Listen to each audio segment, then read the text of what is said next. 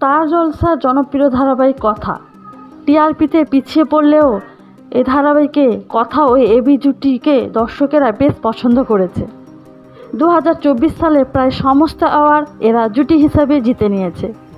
2025-এও তার ব্যতিক্রম হলো না।